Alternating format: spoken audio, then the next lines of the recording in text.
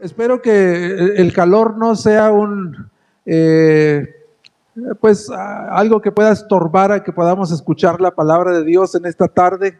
Así que vamos a orar un momento, hermanos, para pedirle al Señor que nos dé la suficiente capacidad, a pesar de que podemos estar teniendo calor, que nos ayuda a tener una mente receptiva y estar atentos a su palabra. Señor, gracias te damos en esta mañana. Gracias por el tiempo que nos concedes de nuevo aquí en la iglesia. Gracias porque podemos venir a ti, Señor, sabedores de que tu palabra es eterna, es suficiente. Tu palabra ha sido revelada para nosotros. Y Señor, tú has dicho mismo en tu palabra que tu palabra no puede volver a ti vacía. Tú tienes la capacidad de que esta palabra caiga en tierra y produzca fruto. Sobre todo en los que hemos nacido de nuevo, tu palabra no puede pasar por alto. Tu palabra va a ser el propósito por el cual tú la envías. Y es lo que pedimos en esta tarde. Danos mentes receptivas. El calor no se vuelve un distractor, Señor, para escuchar lo que tienes que decirnos en esta tarde. Bendice al predicador. Bendice, Señor, a los que escuchan. Todo esto para la gloria de tu nombre. Amén. Bien, amados hermanos, abran sus Biblias en el capítulo 8 de Hechos. Capítulo 8 de Hechos. Seguimos avanzando en este libro.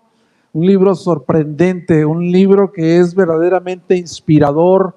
Siempre que hay alguien buscando inspiración o motivación para seguir trabajando en iglesia, haciendo ministerio, salir a las misiones, el libro de los Hechos es especial para hablar de parte de Dios para esas circunstancias. Y también para iglesias establecidas es todo un reto ver una iglesia de este tipo, con estas dimensiones, ver una iglesia empoderada por el Espíritu Santo y compartiendo el Evangelio, expandiéndose una y otra vez. Vemos después del capítulo 2 una expansión que no termina y seguirá expandiéndose en todos y cada uno de los capítulos que vayamos a estar viendo más adelante.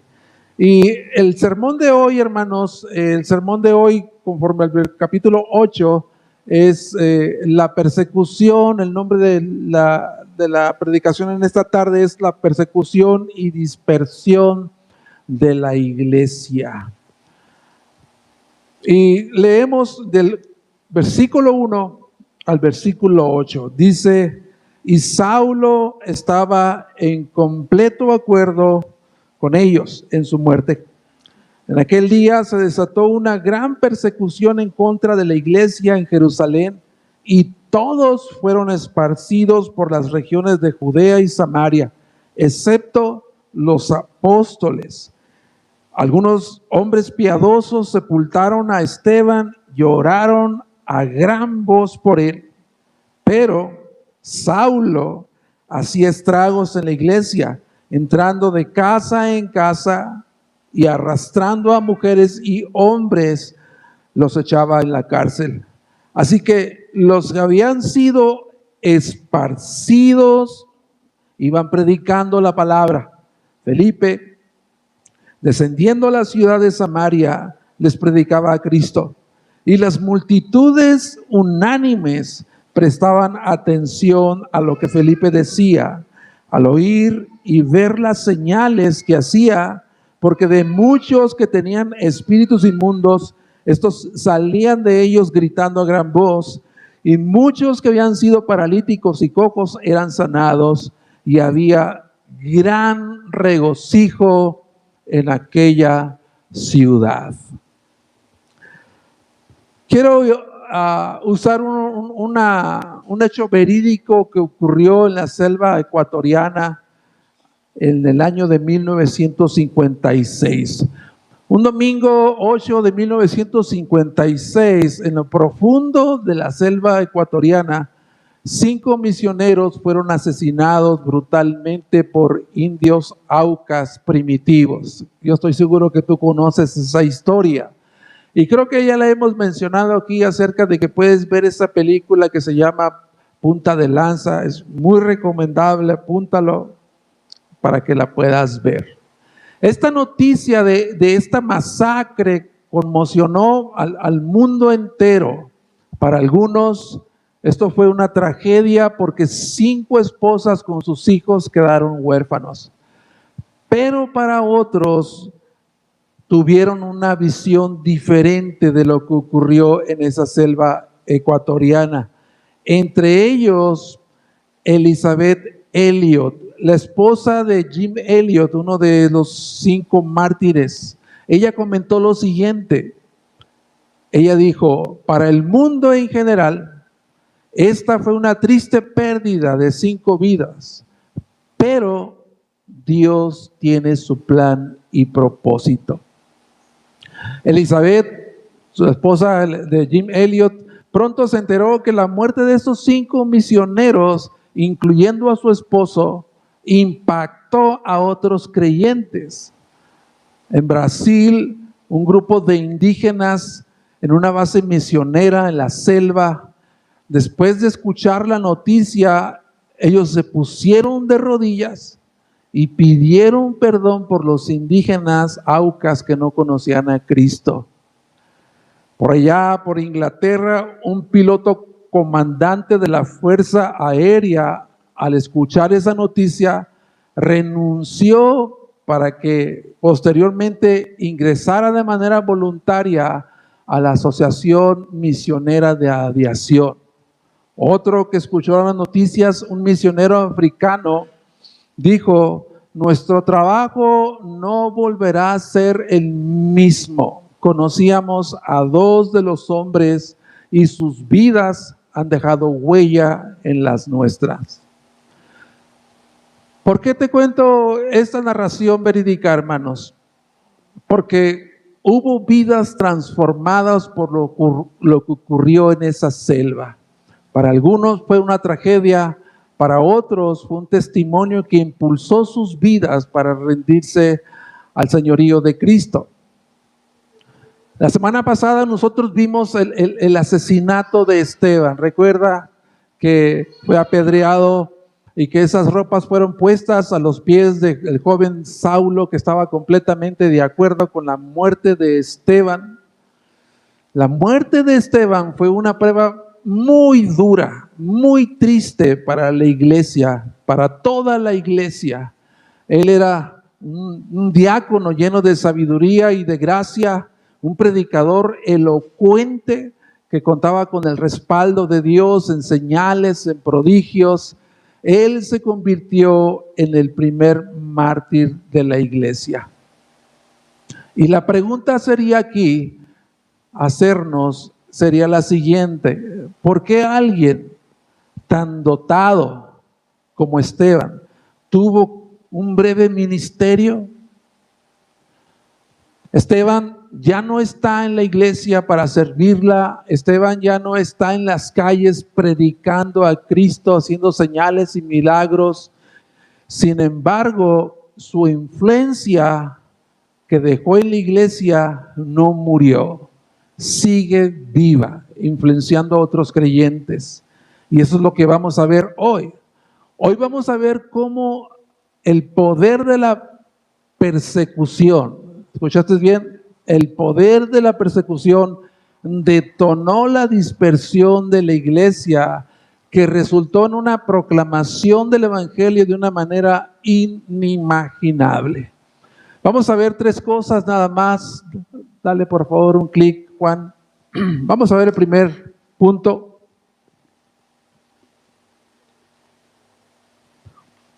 La iglesia perseguida. Ese es nuestro primer punto. Dice que este Saulo estaba en completo acuerdo con ellos en su muerte. Y en aquel día se desató una gran persecución en contra de la iglesia en Jerusalén, excepto los apóstoles.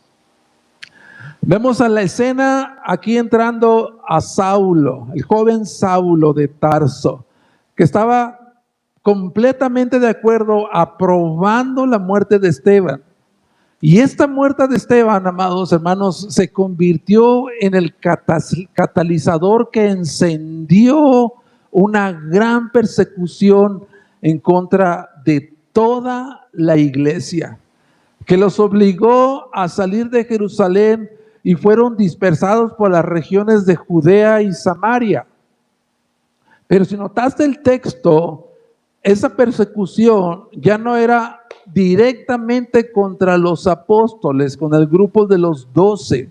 Ya no era una persecución directamente en contra los 12 apóstoles, que nosotros vimos ya en los capítulos anteriores. Ellos ya han sufrido opresión de parte de los judíos, de los líderes principales de los judíos y del Sanedrín. Han sido arrestados, han sido azotados, principalmente Juan y Pedro, por predicar el evangelio. Sin embargo, los apóstoles se quedaron en Jerusalén.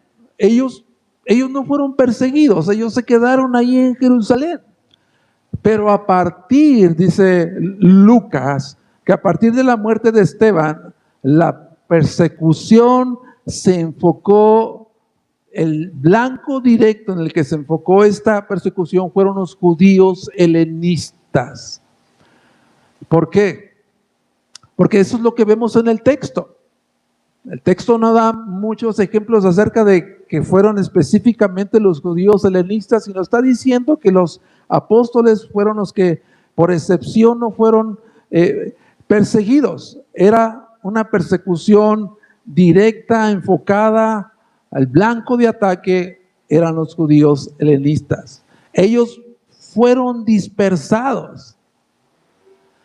Y cuando estaba leyendo yo este texto y lo estaba estudiando,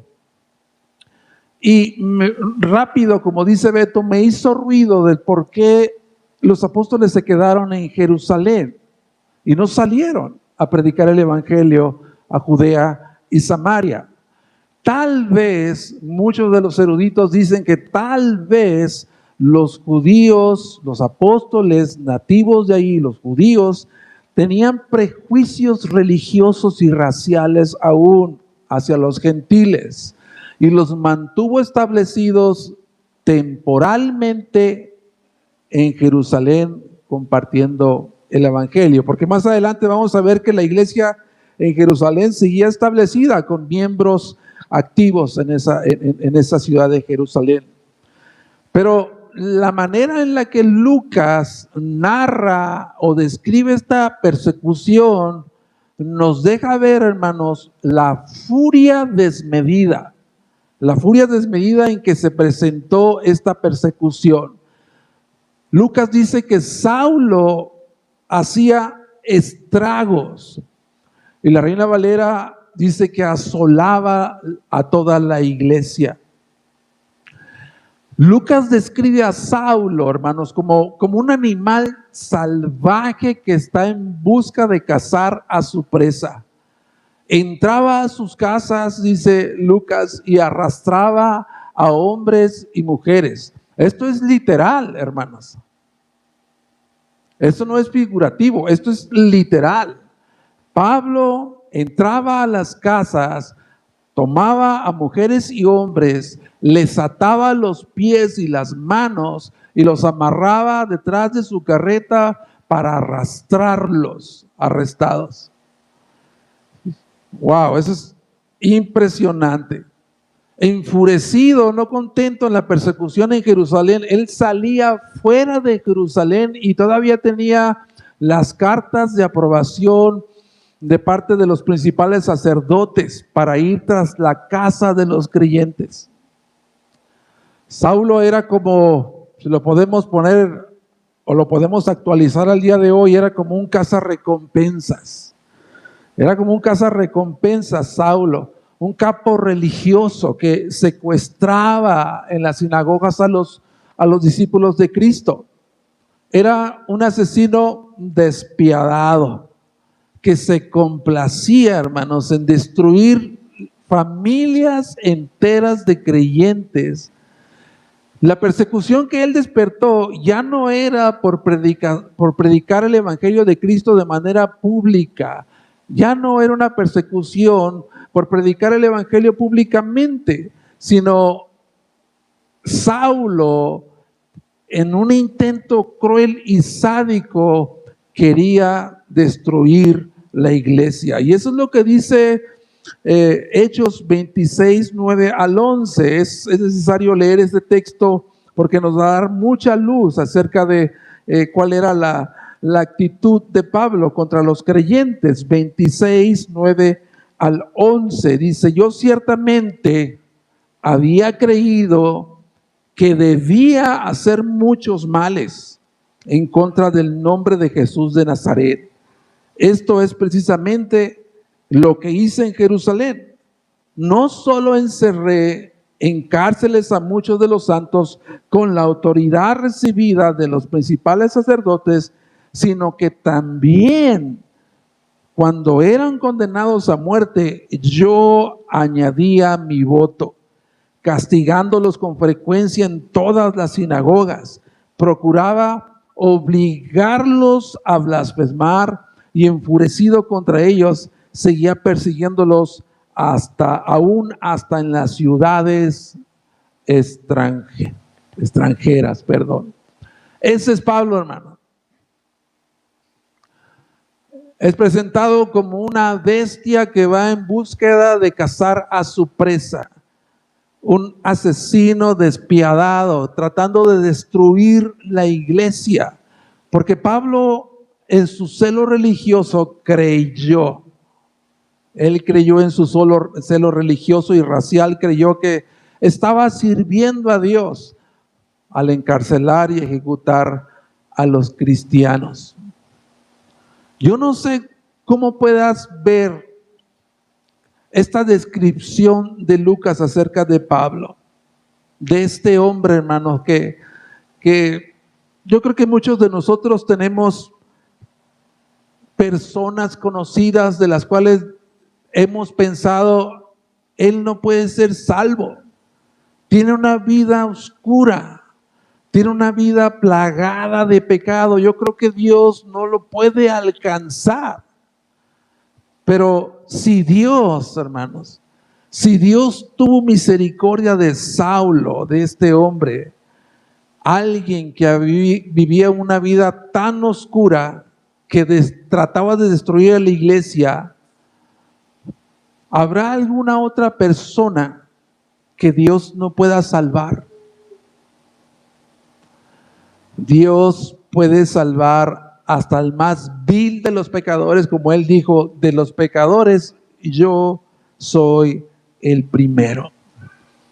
Ahora, escuchando esta narración histórica del libro de los Hechos, hermanos, podemos preguntarnos, ¿cómo reaccionarías o cómo reaccionaríamos si se desatara una persecución y ya no tuviéramos a salvo ni en nuestra propia casa, y en cualquier momento la puerta pueda ser derribada y hombres armados entren a nuestros hogares y se nos separen de nuestros hijos y con fuerza nos llevaran adelante a encarcelarnos para recibir la pena capital si no nos retractamos de nuestra fe en Cristo?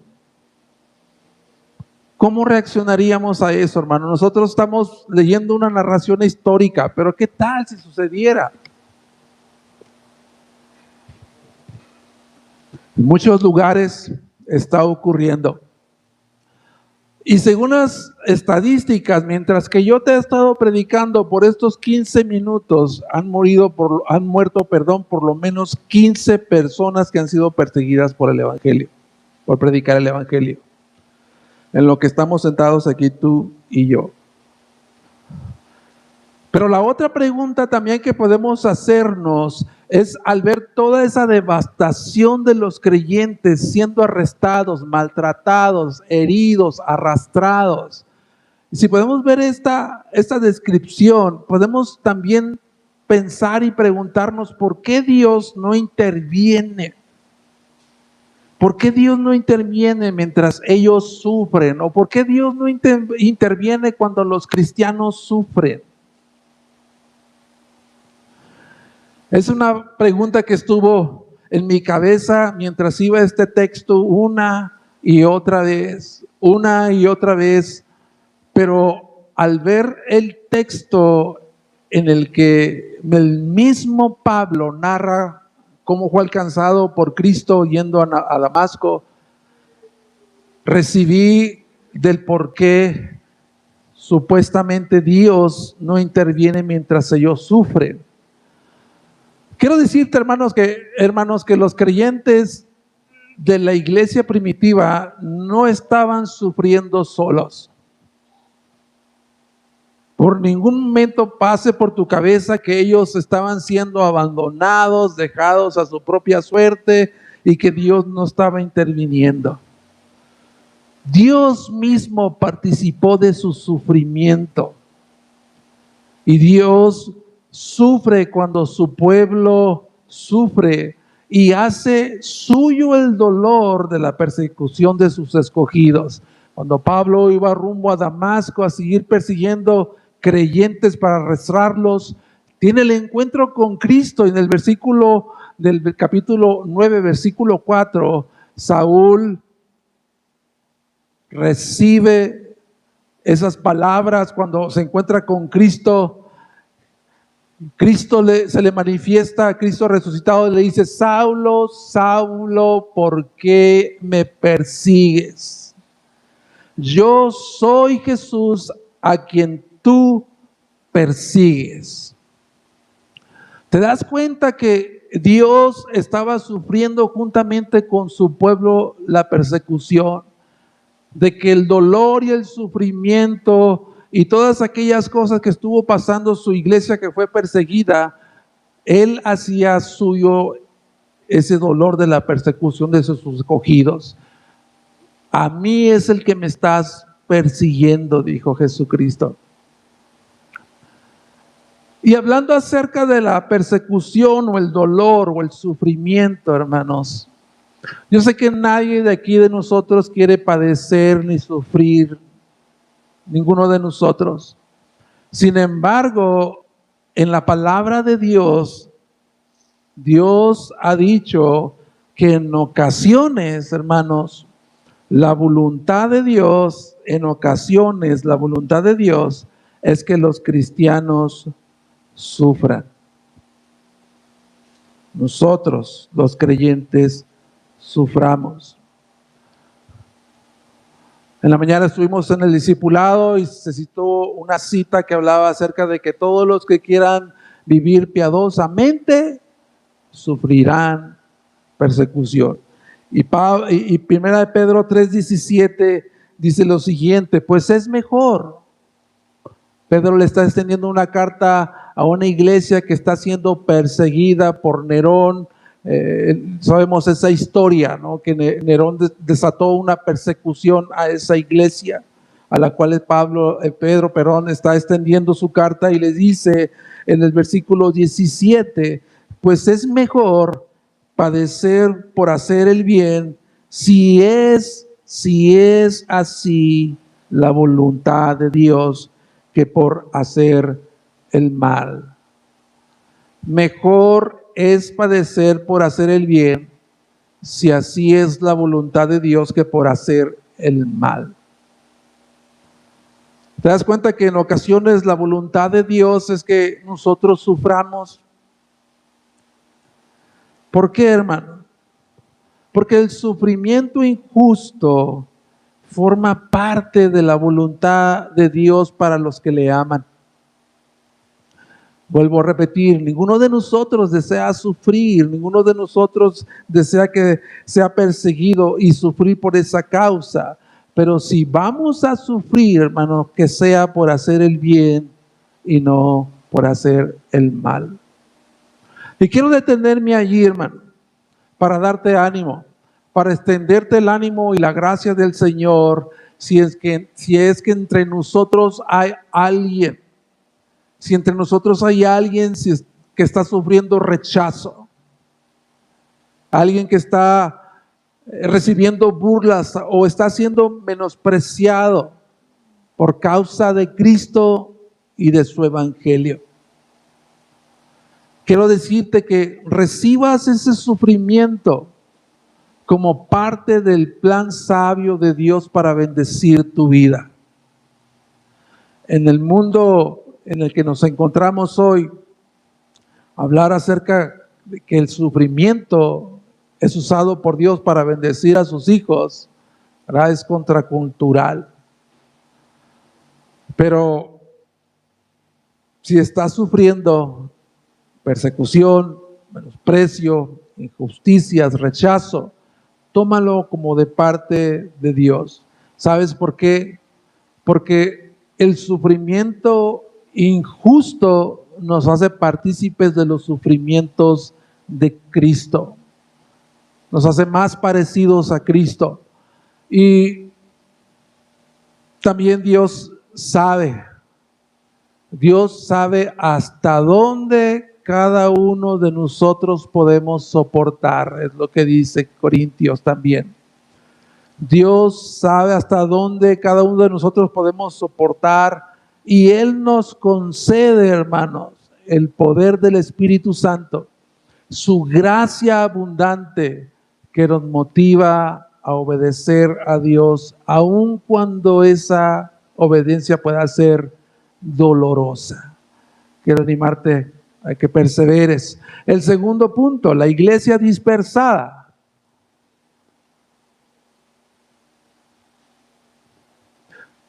Juan, dale un clic, por favor. La iglesia dispersada. Dice, volviendo al texto en Hechos 8, versículo 4, dice, así que los que habían sido esparcidos iban predicando la palabra. Wow.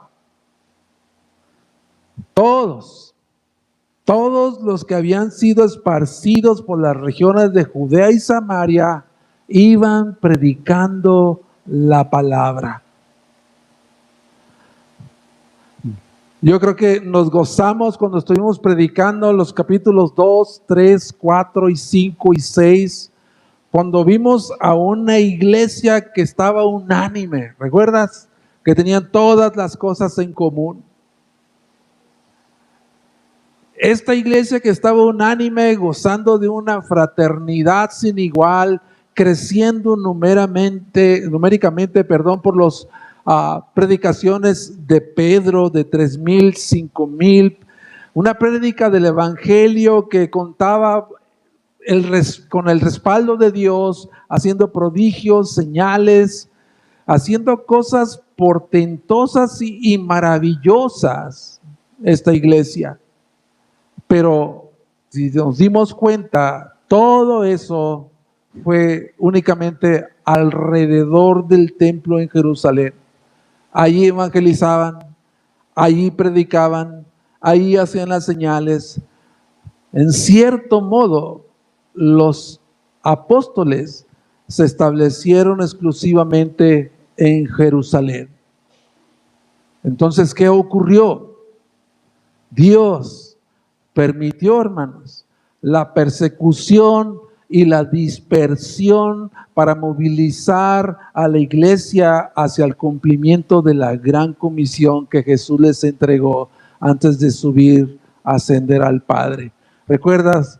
El libro leyó en la introducción, capítulo 1 de Hechos, versículo 8, pero recibirán poder cuando venga el Espíritu Santo sobre ustedes y me serán testigos en Jerusalén, en toda Judea, en Samaria y hasta los confines de la tierra. Esta comisión que Jesús les dio simplemente había sido establecida en Jerusalén. Sin embargo, la iglesia han pasado 7 capítulos y no se extiende fuera de Jerusalén. Es algo así, hermanos, que Dios permitió la persecución y dispersión para movilizar la iglesia hacia el cumplimiento de la gran comisión que Cristo los entregó. Es algo así como cuando un águila, una enorme águila que está en lo más alto de un arrecife rocoso, que ve a su aguilucho en el nido, que ya tiene la capacidad y que es el tiempo de emprender el vuelo. ¿Qué hace esa águila? Esa águila destruye el nido para que ese aguilucho comience su vuelo. Dios permitió la persecución y la dispersión para movilizar a la iglesia hacia el cumplimiento de la gran comisión. Dios usó el poder de la persecución. Dios puede usar cualquier cosa, hermanos, para extender su reino.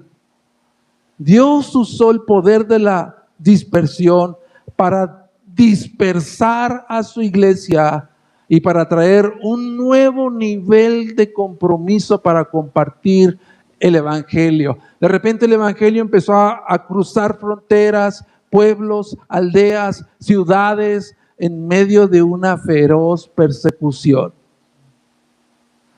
Pero ¿sabe qué es lo que es interesante, hermano? Lo que es interesante y me llama la atención es que este movimiento de expansión misionero fuera de Jerusalén a Samaria y Judea no fue hecha por los apóstoles, fue hecha por toda la iglesia. Creyentes comunes y corrientes, cada uno de ellos, hermano. Se estima que aproximadamente había 15,000 de ellos ahí. Se estiman 15,000 personas. Cada uno de ellos, de estos miembros de la iglesia, estaban saliendo, corriendo afuera de Jerusalén, convirtiéndose cada uno en misioneros, predicando y evangelizando. ¡Wow! Eso es sorprendente. No ves a los apóstoles, ves a la iglesia involucrada en las misiones, en predicar, en evangelizar, en llevar el evangelio, en cumplir la comisión que Cristo les entregó, no solamente a los apóstoles, sino a toda la iglesia. Y este pasaje, de alguna manera también, hermanos, puede ser como un tipo de advertencia para nosotros. Puede ser un tipo de advertencia contra nosotros, contra el peligro cuando nosotros estábamos en nuestra zona de confort, cómodos. Hay veces que nos ocupamos en una rutina que nos vuelve infructíferos en la obra de compartir el evangelio, que es la razón esencial de nuestra existencia. La razón principal de CGR y de cualquier otra iglesia local es compartir el evangelio. Esa es la razón de nuestra existencia. Y cuando no estamos cumpliendo ese propósito, Dios va a hacer que ocurra de alguna u otra manera. Dios va a hacer que ocurra. Lutero decía acerca de esto, Lutero decía, los cristianos somos como el abono. Cuando nos dispersamos, somos fructíferos. Si nos estancamos, empezamos a oler. Yo recuerdo, hermanos, cuando llegué aquí a Oaxaca, ya hace muchos años, y como fue un cambio prácticamente de empezar de nuevo, de cero, hermano, yo llegué buscando trabajo para poder tener estabilidad con la familia. Estaba tratando de encontrar estabilidad económica para poder después buscar la manera de involucrarme en el ministerio, porque esa fue la razón por la cual nos venimos de Baja California, involucrarnos en el ministerio. Y gracias a Dios yo pude estar en uno de los hoteles en la plancha del Zócalo, trabajando por varios años, y estaba ahí ya bien cómodo, hermano. Tenía un buen sueldo, tenía el privilegio de ser parte de la gerencia de ese hotel. Tenía mi oficina con aire acondicionado, me traían del restaurante mis limonadas con hielo. Estaba yo bien cómodo después de unos años. Y Dios envió a alguien a buscar ayuda. diciendo: hermano, he estado orando y Dios me dijo, Dios me movió y me mostró que usted es el que me puede ayudar con una misión que estamos empezando en tal lugar. Y yo recuerdo que le dije: a mí Dios no me ha dicho nada. Salió bien triste el hermano. Y dije: ya me libré de él. Volvió a regresar. Y la segunda vez que me habló y me dijo eso, ese sí ya sentí la pulsada del Señor en el corazón. Y en la tercera vez que regresó, le dije: ya sé que vienes. ¿Dónde está el lugar? Y comencé a involucrarme, hermano. Y aquí estamos. Lucas describe a los creyentes como los dispersados. Y esta palabra es muy interesante, hermanos, en el griego original. Es la palabra diaspeiro o diaspeiro. Es una palabra que está relacionada con la agricultura, que significa que el campesino está saliendo al campo para esparcir las semillas en la tierra. Estos creyentes perseguidos y dispersados se convirtieron como en semillas en las manos de Dios, que estaban siendo esparcidas sobre la tierra y que iban a dar fruto abundante para la gloria de Dios en medio de la persecución. Y también quizás podemos preguntarnos, bueno, que Dios no tiene otra metodología más buena para extender el reino, para la iglesia, para que la iglesia se expande y crezca. Dios ha usado, hermanos, la persecución para extender su obra. De hecho, la iglesia en todos sus 2000 años de historia, la iglesia ha hecho su mayor y mejor esfuerzo evangelizador bajo la persecución. Dios ha usado la persecución y el sufrimiento para extender el evangelio. Tertuliano, él dijo lo siguiente acerca de la persecución. Él dijo: mátennos, tortúrennos, condénennos, tritúrennos hasta convertirnos en polvo, pero cuando más nos masacran, más crecemos. La semilla del reino es la sangre de los mártires. Wow. Lo que me impacta, hermanos, es ver creyentes cristianos, seguidores de Cristo, comunes y corrientes, usados para el inicio de la gran comisión y la expansión misionera. Y quiero animarte, hermanos, viendo este ejemplo de esta iglesia de hermanos comunes y corrientes saliendo para extender y predicar y evangelizar.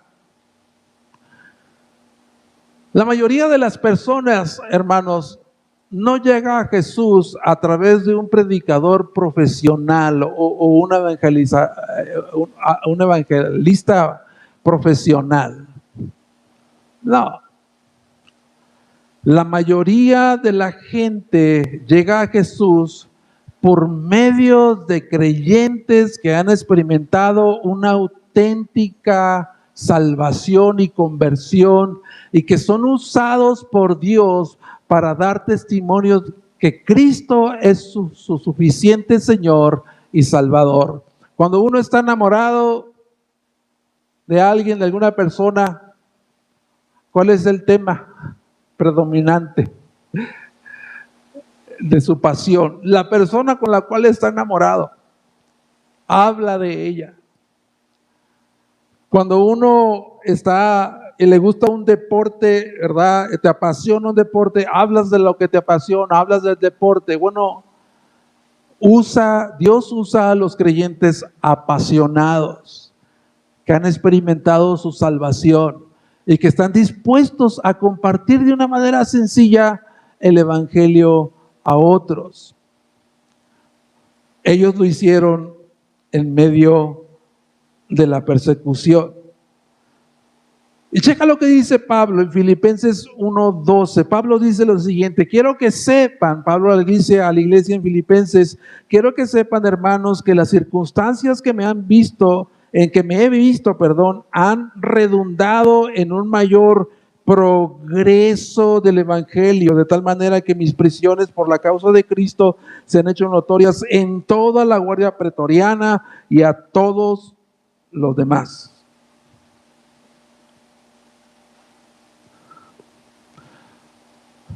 En el contexto en el que Pablo escribe a esta iglesia en Filipenses, ellos estaban enfrentando cierto temor por compartir el evangelio, cierto temor que Pablo, su apóstol, estaba en cárcel, estaban intimidados de que poder seguir ayudando a Pablo en la cárcel les iba de alguna manera a acarrear el ser encarcelados por servir a Pablo en la cárcel. Pero Pablo les dice, Pablo, que está en prisión, alienta a esos creyentes dándoles testimonio de que las experiencias en sus prisiones, en la opresión, en la aflicción, todo había contribuido para superar los obstáculos que el enemigo le ponía enfrente para el bien del evangelio. Híjole, vuelvo a preguntar, hermano, ¿estás pasando por algún tipo de persecución por compartir tu fe en Cristo? ¿Ves la persecución como una oportunidad para compartir el evangelio con otros o rehusas hablar del evangelio? Quiero animarlos, amados hermanos. Quiero animarlos. Cuando nosotros salgamos de este edificio, de alguna manera también vamos a ser dispersados. Cuando salgamos de este edificio, todos nosotros nos vamos a ir, vamos a ser esparcidos, cada quien con sus familias, sus colonias, sus vecindarios, sus negocios, sus trabajos. Y quiero animarte a que identifiques quiénes son esos samaritanos. ¿Quiénes son esos samaritanos con los que tienes más contacto? ¿Quiénes son los samaritanos con los que tienes más contacto? Quizás es un familiar, un compañero de trabajo, tu vecino, quizás tu propia pareja. Quiero animarte a que ores a Dios.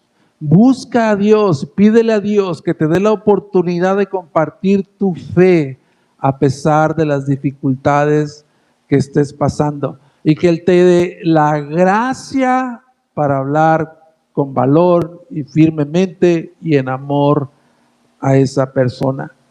Tercer y último punto, Felipe predica a Cristo. Dale un clic por favor ahí, Juan.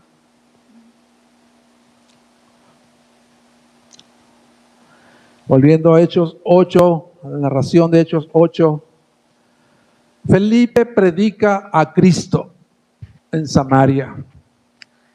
Felipe se convirtió, hermanos, en el primer misionero de la iglesia primitiva. Es el único a quien la Biblia le llama Felipe el evangelista.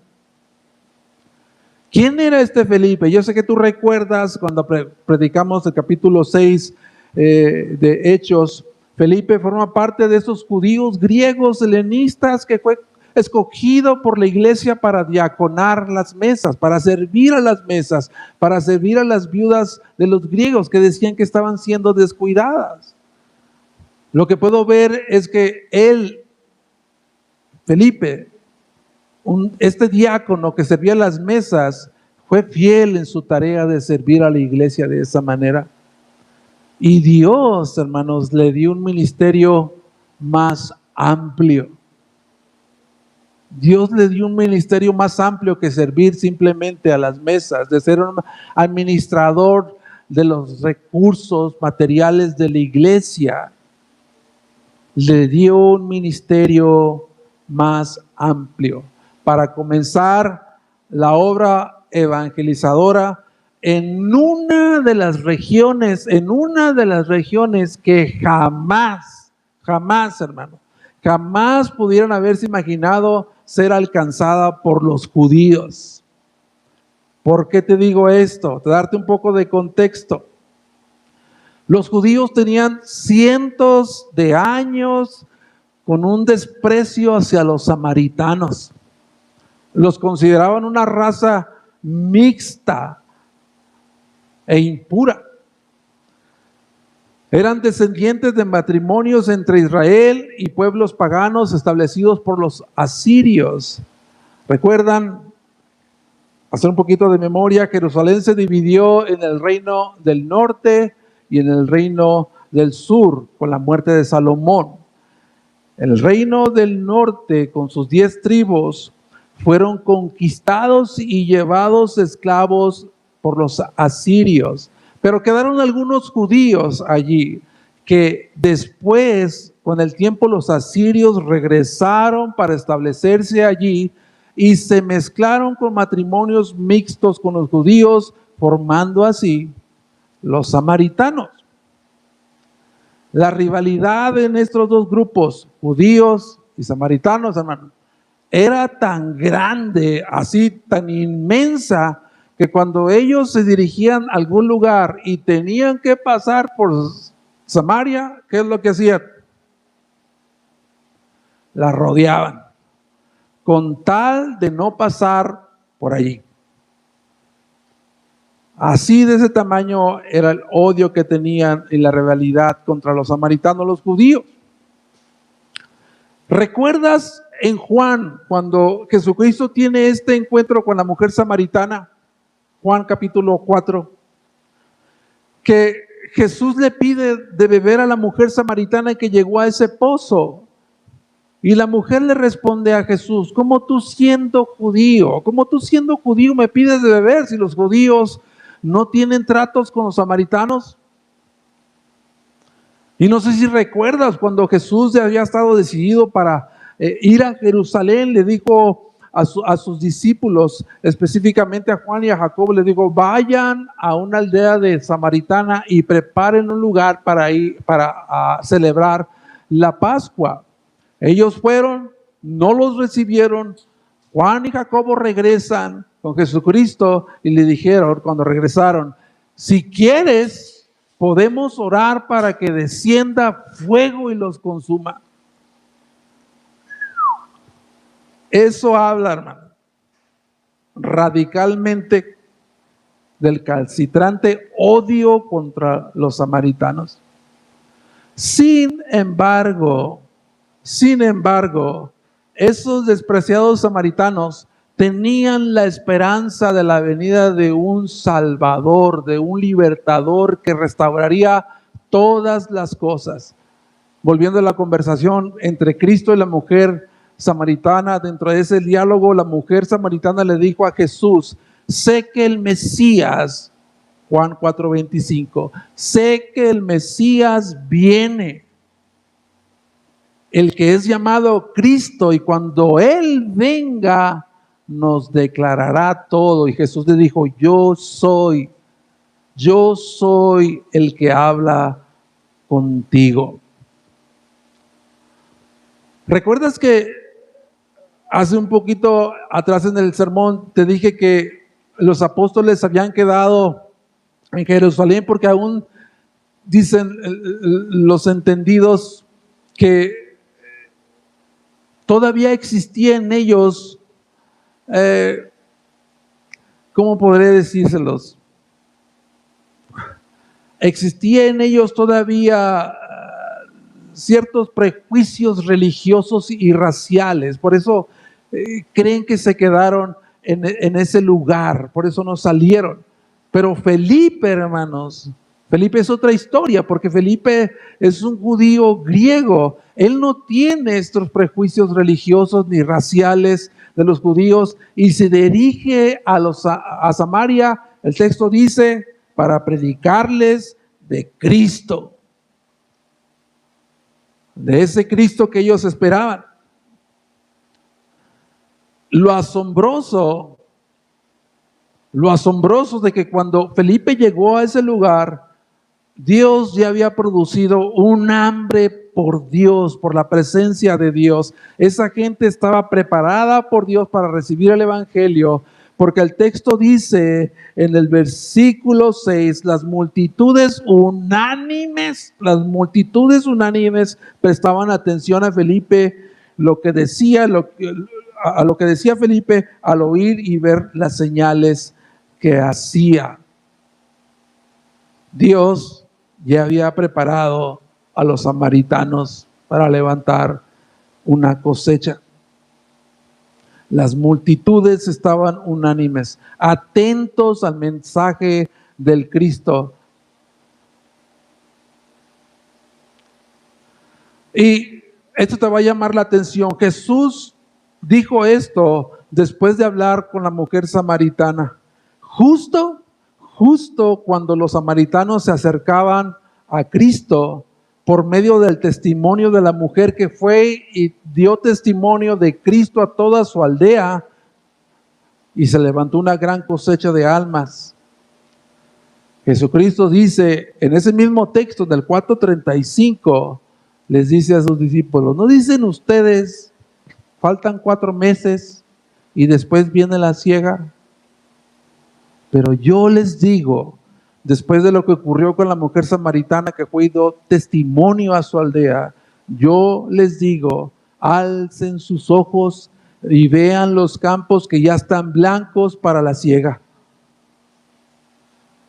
Cristo les dijo, este es un llamado a levantar una cosecha de personas que ya estaba lista para el evangelio. Ya había una cosecha, ese campo estaba maduro, listos para recoger los frutos de conversión. Y lo inició Cristo con una mujer samaritana. Y después viene Felipe a recoger más fruto. ¿Cómo lo hizo? Dios confirmó su predicación por medio de estas señales de liberación de espíritus, de sanidad de enfermos. Y lo que comenzó, hermanos, un movimiento cristiano que comenzó simplemente en una etnia judía, que tuvo su centro religioso en el templo de Jerusalén, ahora se empieza a extender a otras regiones y el evangelio de Cristo comienza a romper barreras, religiones, culturas, y se empieza a extender. Y el texto termina diciendo que hubo gran regocijo en aquella ciudad. Si te fijaste, el texto, capítulo 8, comienza con muerte, dolor, persecución, sufrimiento, pero termina con gran gozo. La persecución de esta iglesia, hermanos, la iglesia primitiva, resultó en la salvación y en el gozo de los samaritanos. ¿Qué te dice eso? ¿Qué nos dice eso? Que la historia de la redención nos enseña el poder providencial de Dios. La historia de la redención nos enseña el poder providencial de Dios. Así como en el libro de Éxodo, así como el faraón que mandó matar a todos los bebés hebreos, resultó en el que Moisés fuera llamado para ser el libertador de Israel. Así como José fue vendido como esclavo a Egipto para preservar posteriormente el remanente del pueblo de Dios. Así como la furia de Saulo, que era como una fiera en busca de su presa, que buscaba la destrucción de la iglesia, terminó siendo un hombre que extendió de una manera sorprendente el reino de Dios. Y así como la muerte de Cristo en la cruz fue la victoria más portentosa contra el enemigo, la muerte, el pecado y el mundo. Terminando ya. La persecución que levantó el enemigo, amados hermanos, cuando el propósito de detener la obra de Dios resultó en la dispersión y extensión del Evangelio de Cristo.